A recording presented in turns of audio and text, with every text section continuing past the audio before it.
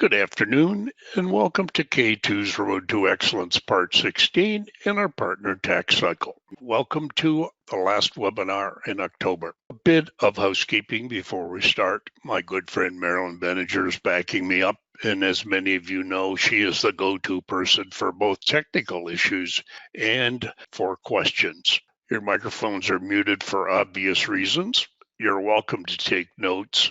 However, within 10 days of today, and this time for sure, and Marilyn will explain what I mean by that when I'm done, you will get a package that contains the webinar recording, my teaching notes, my teaching files, the answers to all of your questions, and of course, your CPD certificate. Speaking of questions, you answer them in the chat window. At the end of the day or at the end of the webinar, Marilyn will collect them and send the questions to Elizabeth and myself. We will answer them, and both questions and answers will be included in your package. A key thing if you're new, and that is CPD certificates. 4 times today, Marilyn is going to stop us and put up a polling question. It's 4 multiple choice questions. You don't have to get the answer right. All you have to do is select one of the answers and click on submit. And that time stamps your attendance. If you're recorded as answering 75% or more of the questions, which in today's case is 3, you will get a CPD certificate for 1 verifiable hour. If you don't, it'll be 1 non-verifiable. And now, Marilyn, can you come on and update your work, please? Yes, good morning or afternoon, folks, depending on where you are in the country. We had a couple of webinars in September and October, and I just wanted to let you know that the emails with your credits have gone out for September 24th, and also those went out on October the 18th. Be advised, if you have an email address that begins with the word info, so info at, these are email addresses that are blocked by all of the major email subscription sending services. So we use Zoho, which is a very popular and well-supported product. If you did not receive your certificate as you expected to, please check your junk or spam folders. Yes, my email address is Marilyn, MARILYN, at K2E.ca. We have an email scheduled. We're just going to be doing the final review for the webinar that occurred. Our last one will be going out this week, and we'll be back on track for sending things out in 10 days. We've been on the road for 14 cities across the country for the Accounting Technology Seminar. So we apologize for the delays, and we'll be back starting today. Thanks for that update, Marilyn. And now let's move on to our topic today, which is how do we move Excel data into Word and late in my presentation into PowerPoint. So to start things off, Marilyn, it's time for the first poll, please. Absolutely. So folks, I'm going to be changing your screen. It should be turning blue, and you'll have a question there. When you are moving data from Excel to Word, how many of you have used the following techniques? And you can select more than one. You can use paste, Microsoft Excel worksheet object, picture, including metafile, unformatted text, or none of the above. So when you see that answer there, if you say none of the above, congratulations, you're in the right room for learning today. We're already past our threshold of 90%, so I'll count you down from 5, 4, 3, 2, and 1. I'm going to close polls and share those results with you, Alan. Interesting. No surprise on the paste. The next 3, Excel worksheet object, picture, and unformatted text, I'm surprised by the number of you that are using it because those are key points, and that's what I'm going to cover. So if I could have my screen back, Marilyn, I'm going to start with this example. And there's nothing magic about it. It's a comparative balance sheet. And I'm not going to work with the whole thing. I'm just going to work with current assets. So the first step, not surprisingly, is to do a Control-C. And then I'm going to go to a blank Word document and do what I started to do when I first started doing this, and that was a simple paste. Now that looks pretty clean. However, it's clean because the Excel data from here fits within the margins of Excel. if I increased the number of columns, I would not get this. So consequently, from my perspective, this is a no-no. So then we get into what are the options for doing this. And they all involve paste special. And you'll notice there's a ton of choices there. I only use Microsoft Excel Worksheet Object and Picture Enhanced Meta File. Once in a blue moon, I'll use Unformatted Text, and I'll explain why. So let's choose Microsoft Excel Worksheet Object, and let's paste it. And it looks fine. However, I don't like the grid lines. And the way to get rid of them, of course, is back in Excel. Now notice that I did a paste, and watch what happens when I double click. Now you would think I'm in Excel. There's the Excel ribbon and so on, but I'm not. I'm in Word, and it shows me the Excel screen. And I can modify things here. So I'm going to edit this to 600. And watch what happens when I click outside of the Excel frame. Notice that it's 600. Go back to Excel. Notice it's still 300. So let me explain what happens when we do what we just did. And that is we went to Paste Special, Microsoft Excel Worksheet Object, Paste. And what Excel did was embed the actual selection that I did in Word. So it is now part of Word. However, when I double click, I have the ability to edit that object in Word, but it doesn't flow back. Now, there's a second choice here. So let's cancel this. And let's go to Paste Special, Microsoft Excel Object, but this time let's do a paste link. Okay, but watch what happens when I double click.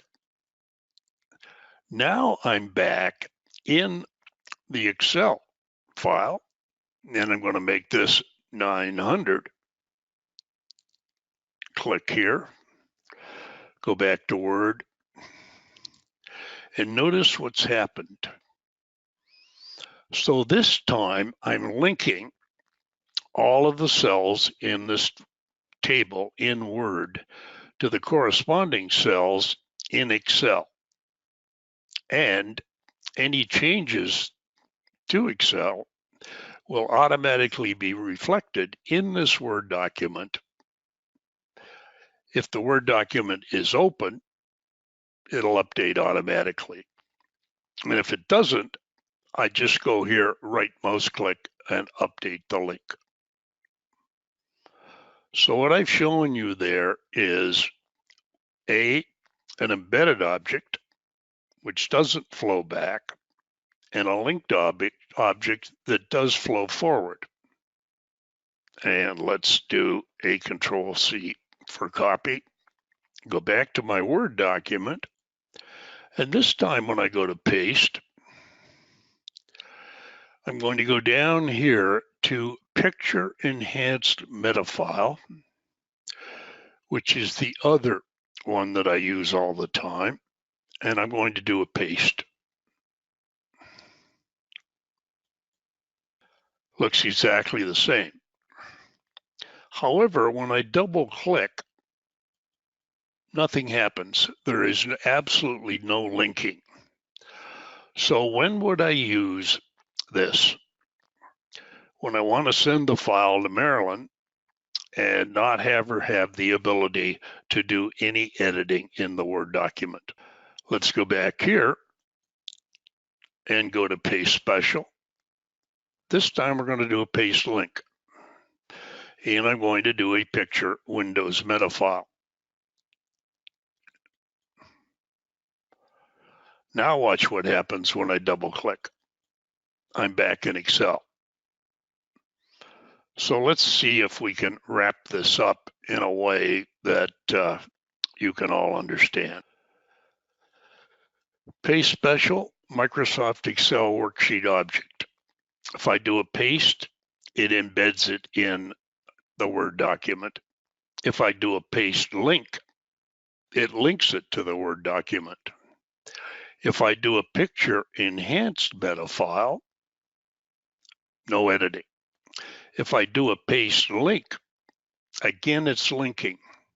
So Microsoft Excel Worksheet Object, paste link, and picture paste link accomplish the same thing, allows me to link.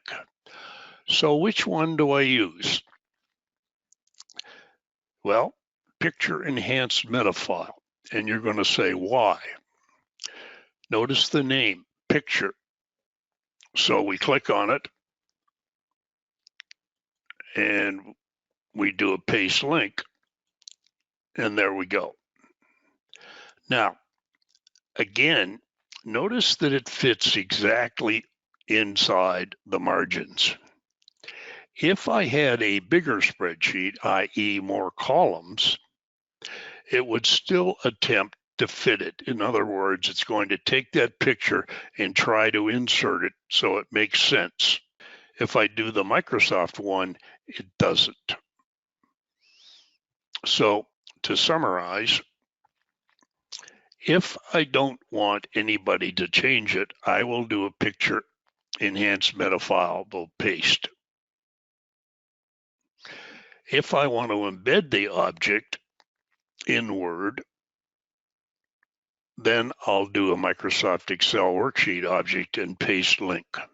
So what's the advantages? Well, the advantage to doing an embedded object is the fact that I can now send the Word document to Marilyn and she can make changes. The disadvantage is that's going to increase the size of my Word document.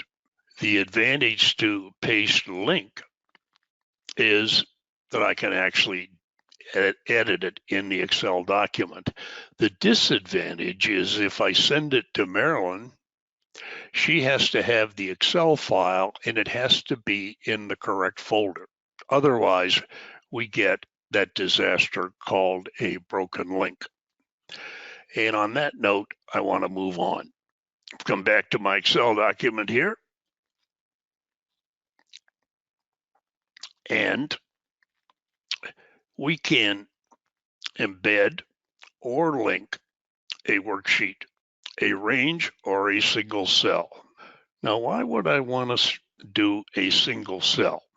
Let's look at this file here. Pretty simple, it's a summary, but now I'm going here, and that's a Word document. And notice the financial summary, I've got text.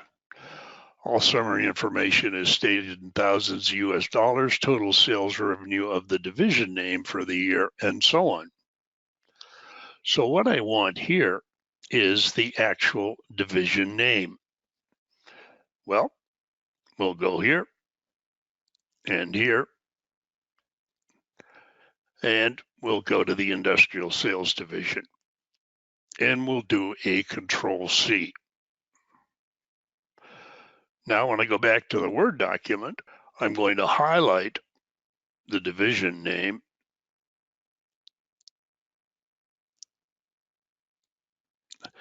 and I'm going to go to Paste Special. And this time, I'm going to go to Unformatted Text. And the reason I'm doing that is down here. Insert the contents of the clipboard as text without any formatting. That means that the formatting will be exactly the same as the other formatting in my Word document. If I do a paste, It's dead data. If I do a paste link, it'll link to the Excel. So let's click on OK. And we need to just get this back. Well, that was kind of cool. And let's do one more. So we want this information back to the Word document. And again, we want unformatted text. Click on OK. And I got too much text here. And there we go. Now, I'm not going to put you through the painful process of watching me do it, the rest, but I'm going to show you what it looks like when it's done. So that's linking unformatted a single cell. Now, not very often, but once in a while, I will take a Word document such as this, and it's notes to a financial statement, and actually insert it into Excel. In other words, I'm going the other way. Now, why would I do that? Well, as you all know, entering text in Excel is a challenge. Much easier to do it in Word, where I have all the formatting styles, etc. So I'm going to copy this like that. And in this case, I'm going to go to a blank Excel workbook. And I'm not going to do anything fancy. I'm going to do a Control V. Not a good idea. Instead of that, I'm going to back out and I'm going to go to Paste, Paste Options, Paste Special. And this time, I'm going to go to a Microsoft Word document object. Now, again, I have a choice. If I paste it, it's dead. If I do a link, then if I modify the Word document, it'll update. Click on OK, and there we go. This is not actually in an Excel cell. It's a picture sitting on top of the grid. Time to move on now and look at doing things in PowerPoint. So I have an Excel chart right here. I'm going to select it, and I'm going to do a copy, of course. Then I'm going to go to PowerPoint, and there's a blank PowerPoint. I'm going to go to Home, Paste, Paste Special, and notice that I have similar but different choices here. Microsoft Excel chart object, paste will embed it. Paste link, and it'll be linked. So I'm just going to do a simple that. Double click, and it's embedded, and I could make changes. I've pasted it in here as a paste link in the interest of time. But now watch what happens when I choose an animation. So I want each of those bars to come in individually. So I go to Animations, I go to Appear,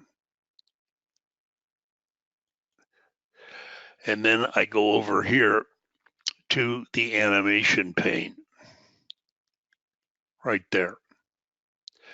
I right mouse click there and I go to Effect Options, and I go to Chart Animation. Now, if I leave it as one object, when it comes in, it's finished. Let's do by series.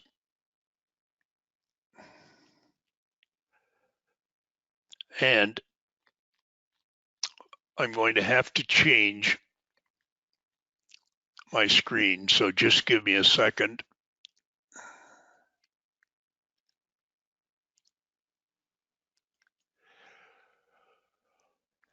And there we go. Now, I'm going to insert.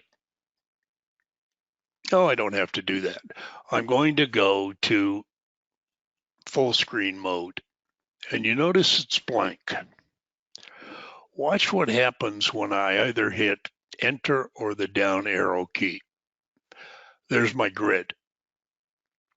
There's my real estate. There's my equities. There's my bonds. Well, that's kind of cool. But let's do it again.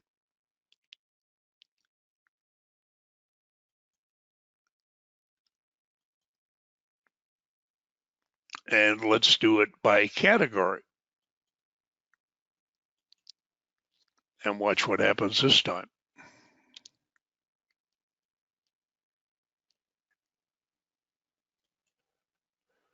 Same thing. But now, watch how it comes in. And then the final thing, if I want to drill down even further, is I'll go here, right mouse click, effect options, chart animation, and by element in series. Okay. Full screen.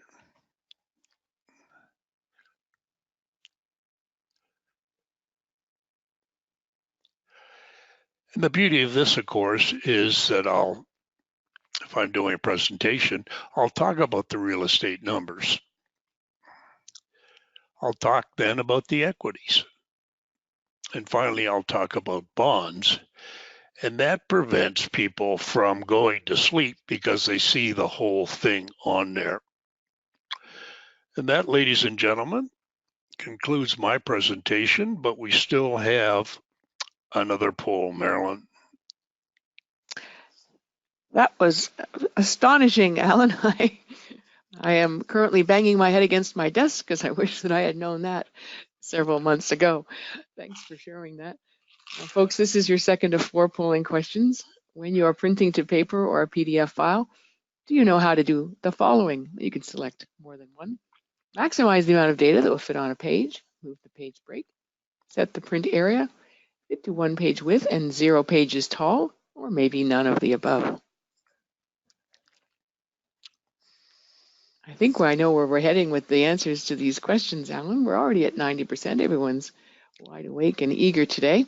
So I'm counting you down to close the polls from 5, 4, 3, 2, and 1. I'm going to close the poll and share the results. I'm impressed. All right, Marilyn, it's time to do a handoff to our friend Elizabeth from TaxCycle. Take it away, please. Absolutely. I'm changing the screen to you, Elizabeth. Thank you, Marilyn. And I will just got to show my screen here. And Beautiful. There we see go. You. Wonderful. Thank you for letting me know, because sometimes you're not sure. Hi, everyone. Thank you, Alan, for that great lesson on moving data between those different types of Microsoft products. That's something I'm going to be able to use too, so that was exciting for me. Okay, everyone, I wanted to spend the next half hour showing you a little bit about TaxCycle, because we also do things where you can move data in and out of Excel, and I wanted to give you a chance to show you how this can save you some time. Before I get going here, first, there we go. Just to have a face to the name, my name's Elizabeth Cole, and I'm Director of Communications here at TaxCycle, and I spend a lot of time presenting webinars to our clients and helping preparers make the most of our software in their tax practice. If you haven't come across the TaxCycle Suite before, it is a full suite for professional preparers. So it covers all the jurisdictions across Canada and all these different tax return types. and all the services that go along with them for e-filing with the CRA and Revenue Quebec. As you can see, we now also offer a complete Quebec suite. If you've been following us over the years, you'll see that that has grown as well. If you're interested in switching to TaxCycle, one of the first questions people ask is, can I bring in my data from a competitor software? And of course, we can carry forward prior year returns and bring the data into TaxCycle from Profile, CanTax, Tax Prep, or DT Max. And if you install one, TaxCycle program gives you access to all those tax modules when you buy our suite. And we really pride ourselves on supporting you and making sure that you're happy with our products. So we back it all by a satisfaction guarantee. And if you're unhappy, you give us a call. We'll do what we can to fix it. And if not, we'll refund your money. So we really back what we create. And finally, our T1 calculations, our personal tax calculations, are guaranteed so that we cover you if there is an error in our software which causes a penalty or interest for your client. So just to let you know, there's some benefits too. If you're interested in trying TaxCycle, we encourage you to go and download a trial. You can try everything you see today. The trial is fully functional. We'll also have the chance at the end of downloading your trial, you can book an orientation here. This is something new we're offering here. This is a one-on-one, 1 hour chance to tour the software and to get your questions answered right when you're looking at it. So please take advantage of that. Mark and Perry are there to help give you a hand with switching over. If you want to see more of what I present today, I would encourage you to come out to one of our training sessions. We were just in Calgary yesterday. Well, we're based out of Calgary, so we stayed home yesterday in the blustery weather. But if you're in New Westminster next week or Mississauga in the region on the following week, you can join us in the room for a full day of training and earn some credits as well. And if you can't be in one of those two locations, we're broadcasting live from Mississauga, and that's a free broadcast. We'd encourage you to join us for that day as well to see a lot more of what TaxCycle has to offer. But I'd like to get us started today and show you just a few features here that I think would save a lot of time to accountants when they're preparing returns for their clients. And given that Alan is the Excel expert, I usually focus around how we can get data from Excel into TaxCycle easily to save on your data entry. So that's where I'd like to start. What you see on screen in front of you is the T2125 form that is completed for sole proprietorships within the personal tax return. And now this form, of course, summarizes all the income statements from these small businesses, and the information is sent on to the CRA. For data entry, you can work your way through the form and type the amounts that you need in the fields that are required. But we heard over the years from some of our clients that they would prefer to be able to move information from Excel into TaxCycle quickly and easily. So we created an Excel import feature in TaxCycle, which allows you to import data basically into any form. And the first step of that feature is to create yourself a template. So I go to this statement, this T2125 statement, and under the data menu in TaxCycle, I can find an Excel import button. And if I click on that button, I have the option to create an Excel template. So let's do that. I'm going to just save it. I'll put it somewhere in my downloads folder. And I've already got one there. And then we're going to take a quick look at this template. There we go. Let me expand some of these fields so it's a little easier to do, and I just clicked the wrong place. I made my mouse cursor quite large so that it's easy to spot, but I find that I'm clicking in the wrong place, so maybe I need to adjust that a little bit. So I'm going to auto fit these columns so we can talk about it and increase the zoom a little bit so we can talk about it. So this template that we just created contains two worksheets. The first one is blank and the second one says export. And that identifies it as the worksheet where you will need to put the information you want to put back in TaxCycle. Now, TaxCycle automatically makes it a little easier to find out what numbers go where because it pre-populates some of these columns. The first column is the field code column. So field codes in TaxCycle, that identifies which field in TaxCycle it needs to go into. So I have here on row 3, T2125.identification.business name.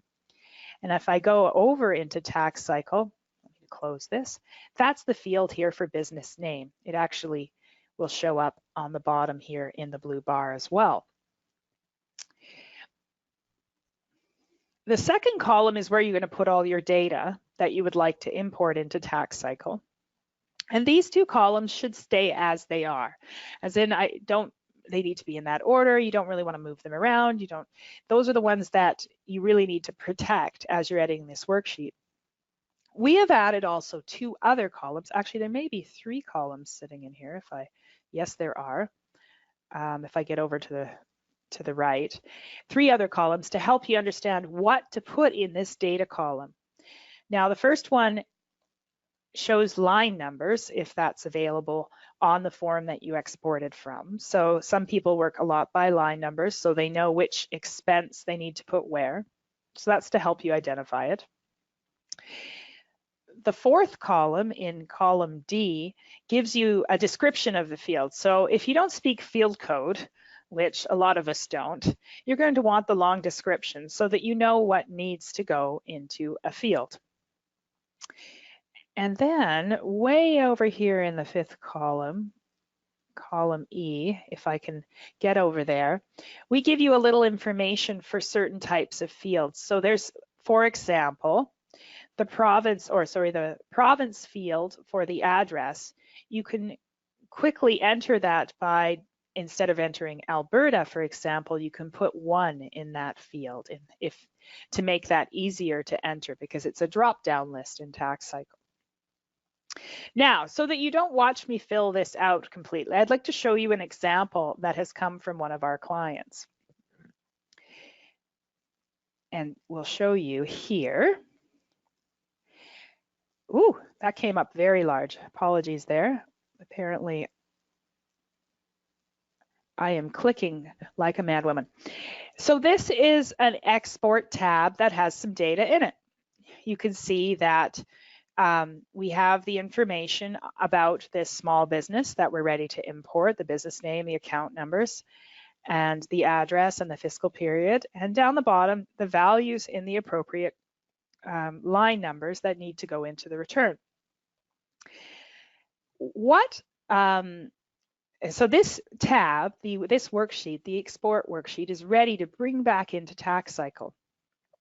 Now, if you put some of your learning from Alan to work, you can create a workbook here that will generate that export worksheet for you. And so one of the ways that you can make this work for your small business clients, like say someone's running a bed and breakfast in their home, is you can put together an Excel workbook where they put all their information and all their amounts into this input worksheet, and then you create a report from it using calculated fields that you eventually transfer over into this export worksheet. And this is what several of our clients do to help their small business clients along and help ease the pain of data entry when they're in the middle of tax season. So once you have this all completed, like this Excel worksheet, it's as simple as going back to TaxCycle, import the Excel worksheet, make sure I have it right here. I open it up and I bring it in, and my amounts all come in down here on the income statement, my opening inventory and my expenses, and they're all straight into the return. Now, I want to show you a TaxCycle only feature that relates to income statements because it's really quick here. And since we're on an income statement and we're in a family return, I wanted to show you something we call smart copy paste. When you prepare a T2125 and you have a husband and wife or a spouse in the return, you can set it up so that the percentage, you can set up the percent of partnership shares so that the income statement is shared with the spouse that is in the return. So this is Abigail's business. And if I look under the menu here, Thomas is her spouse, and she also has some children or dependents in this return. So Thomas, I've already checked the box here that says to include Thomas as a partner. And let's say he has a small percentage in this return, 10%. And then if I go over to, if I press my F5 button and I go over to Thomas's return, we can see his form will have all the details in it that Abigail's done, and that information shares back and forth. Now, I'm going to go back to Abigail for a second. The cooler part about this is if I'm preparing a family return and say Abigail has said, well, Jason's working in the business as well, and I'm going to give him a little bit, and we're going to have a percent share for him if the dependent is working in the return. So we're going to put Jason in here as a partner as well. And I'm going to give a 5% share to Jason. Now, though, I go over to Jason's return, his T2125 isn't completed. Now, it doesn't transfer automatically if that person is a dependent, but there's a really quick way to move that information around. So once you have the T2125 completed how you like with the amounts and the partnership share, you can go to your home menu and do something called a smart copy. Now this copies the whole form of the T2125. I guess it's really kind of a smart paste when the time comes to it. So I'll show you how that works. So I copy the T2125 and all the data on this form ends up on my clipboard. And then if I pop over to Jason's return, I can do the paste, just a regular paste, Control V. And all the data comes in there. And you're like, well, oh, that's great, right? You know, but the neat part is actually down the bottom. I'm going to right click and go to the details of other partners. Is that smart paste is smart enough to fill out the details of other partners correctly with the correct percentage of partnership, leaving Abigail as a partner on Jason's T2125 with 85% share and Thomas's information as well.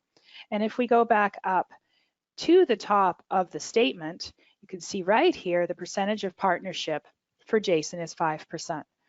So you can quickly import all the details from Excel into one business statement, share it with a spouse, and then if you need to have a dependent have a share as well, you can copy paste it over to them and make that really fast. So Marilyn, why don't we take a quick pause for a poll so I don't forget, please? Thanks, Elizabeth. I love your enthusiasm, and it's hard not to be excited about tax software. But I think I counted you said cool 3 times. Did I? That's awesome. All right, folks, nice simple question for you. What tax software are you currently using? TaxCycle Profile, Tax Prep or CanTax, DT Max, other or none? Nice, quick, easy question. We already have 90%. Thanks for your quick responses. I'm going to count you down from 5, 4, 3, 2, and 1. I'm going to close the poll. Are you able to see those results, Elizabeth? I cannot, but you can send them to me later if you like. Yep. TaxCycle 6%, Profile 12, Tax Prep or CanTax 18%, DT Max 1, and none comes in at a 64% today. Sounds good. Thank you. All right. So we sort of looked at our personal tax return and an income statement in there. I also wanted to show you similar features over when preparing slips. So I'm just going to exit out of here and we're going to take a look at a slips return in TaxCycle. So TaxCycle does slips returns a little different than some of the other software out there. They usually have a forms module, which includes all the slips and all the extra forms that you need. But in TaxCycle, we divided it up into separate modules within the same program so that we can get a little more granular about what you need to prepare these returns and offer you special tools to be able to do that. So you're looking at preparing a T4 return here, T4 module, which includes the T4 slips, T4A, T4PS, T4A RCA, and you can even do a T2200 from it if you know what all of those numbers mean. What I want to show today is that that same Excel import process has been expanded now to allow you to quickly import payroll slips or any other kind of slips to create them for recipients. So the same process that we saw before, you go under the Data tab and Excel import and create an Excel template. Now this template creation process is a little bit different. We added something in the middle, where you can choose what fields you want to include on the slips. For example, if I want to include the province of employment so that I can override it rather than have it flow from the info worksheet, I can do that. I can also choose the order in which I want them to appear. So right now they're sorted by box or line number, but I could easily sort them by the description or something different if I felt like it. And I'm going to add the province of employment, just check that off. And then I'm going to go and create this Excel template the same way as we did before. Let's just open that really quick. And it takes a minute to open for some reason, or I didn't click on it. There it is, or that's the old one. Just a second, it's going to come up. Now this template looks a little bit different because we're doing a series of slips rather than one single form. This template is kind of turned on its axis so that each row in this template, autofit column width, each row in this template will become one slip and all the details to one slip recipient. Probably the easiest way to show this to you is actually to show you a completed one of these. So if I go back to the beginning, you will see that the top row says what kind of slips they are. This again is our line or box number. When it's available, it will be there to help you find the right column, because especially when preparing slips, people look at, the different box numbers, like what's box 14 and box that they need to include. And then we have our description for those of us who don't read field code. Then we have the field code so that TaxCycle knows where to put the information. And the difference in this worksheet is that we have a row that shows a key field. And what this is it's the true or false is the only answer for this row. But what it allows us to do is say, if you set it to true, it will mean that it will match up the data that's in here to recognize if there's so that it recognizes if there's an existing slip in the return. So back over here, this return was one I carried forward, and you see you have Thomas Sims, and I have a bit of carry forward data, but I don't have this year's actual data in here yet. But because Thomas is in my list here, he's hanging out here, there he is, and his social insurance number is in that column that is recognized as a key field. When I import this worksheet, it will match that up and make sure that the data is imported into that slip, so we won't end up with duplicates. Now, I could go through all the different columns. Here, you work your way through. You can complete them as you see fit, or find a way to transform data that you might have gotten out of whatever the system the people are using for tracking their payroll for their clients, for your clients. But once you have the data in, again, it's the same concept. Excel import the Excel worksheet, browse to it, and bring it in. And that's fast. So all your slips have their data in them. That saved a ton of data entry. Now, what are you saying here that I've come back? What happens if I have to come back and change an amount? Well, our Excel import and export, first thing to know that it does, if you've just immediately imported and you went, oh, I don't want to do that yet, I can actually undo that transaction. So undo and redo work fully with the imports and exports here in TaxCycle as well. But I can also re-import really easily. I don't have to worry about that. Say, for example, I've already filed something, or I got something wrong and I want to create, for example, an amended slip, or, oh, I marked this one amended and it should be the original, or say an address change. I just save it and I go back in and I can import it again. I just don't remember which. Let's make sure I know exactly whose slip that was. That was Adam Simpson's. So if I'm looking over here, let's go see Adam Simpson's slip. And you see, did I do that correctly? Let's just make sure. Adam Simpson. He has an original. Let's make him an amended. All right, we'll do that again. Make sure I have it right. And then I will re-import that slip, or all the slips.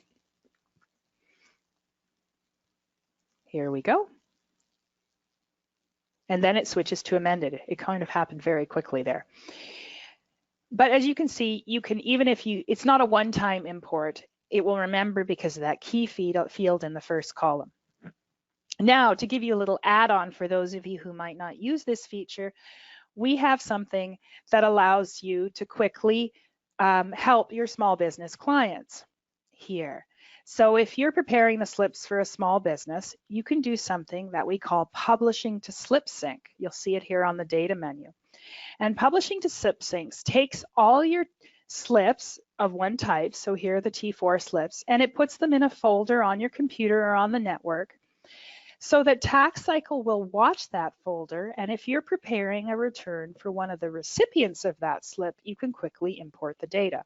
So this really makes sense when you've got these small businesses or these family businesses where you're taking care of, their T2s, their T4s, their corporate, their personal, and their slips all at once, because you can move that data really quickly, and actually you don't have to remember to move it. TaxCycle will remind you, and I'll show you. So let's quickly publish those slips. Now, remember we said we had Thomas Sims here? So if I go in and open Thomas's return, which is the one I just closed earlier, so let's go back in and open his return again and see what happens. And what does it say? It says one slip is available from import from Brenda's Blinds. So imagine you're preparing your slips, in the January, February timeframe. You file them for these for this family, and they're not yet quite prepared to ready to prepare their T1 personal tax return because you need a bit more other pieces of information to arrive. But so when you do, you've already published it, and when you do, it alerts you it's time to import that data. You don't have to remember to pull that data in or go and search for the slip. It's right there, and I can link it up with the slip that he used last year in the data matching box here, and click OK, and there that data has come through. So that's one of my favorite little things to do when you're preparing small business returns, because it can save. You have to prepare, your personal tax returns when you're really serving the whole clients, a whole family. You can save yourself a lot of time by moving the data around from Excel, copying it between the different returns in a family, and letting it TaxCycle alert you and import the information from the slips that you've created for them. So we should probably do another quick little poll, and then I'll just sign off after that. Marilyn, please. Thanks, Elizabeth. Note to self, I want to come back. My next life is Thomas Sims. Me too. He nearly doubled his salary in 1 year. Fantastic. So folks, if you're using some tax software, we just want to know, seeing all that you have today, if you are thinking about making a change, yes, no, and some of you didn't have any tax software at this time, that would be the not applicable to me. Very nice, quick, easy question. I'm going to count you down since we're at 90% from 5, 4, 3, 2, and 1. Thanks for your responses. I'm going to close the poll. We've got 3% said yes, 48% not so much today, and the rest are not applicable today.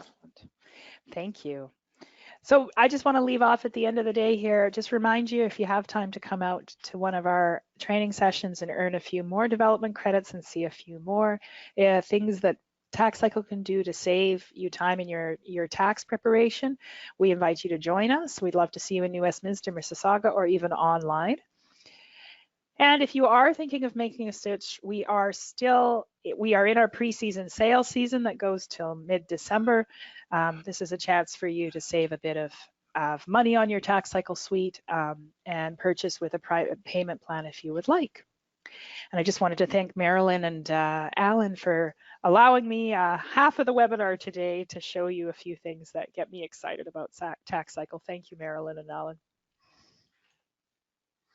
Thank you, Elizabeth. And just to be clear, folks, even if you're attending virtually, you'll still be eligible for your 6 verifiable credits, which I think is awesome. Yes, that's correct. Yeah. All right, Alan, I'm going to make you the presenter. Thank you, Elizabeth. I really enjoy looking at how our partners are exporting their data to Excel. Before we close the webinar, I want to draw your attention to 2 other webinars that K2 has available. These are paid webinars.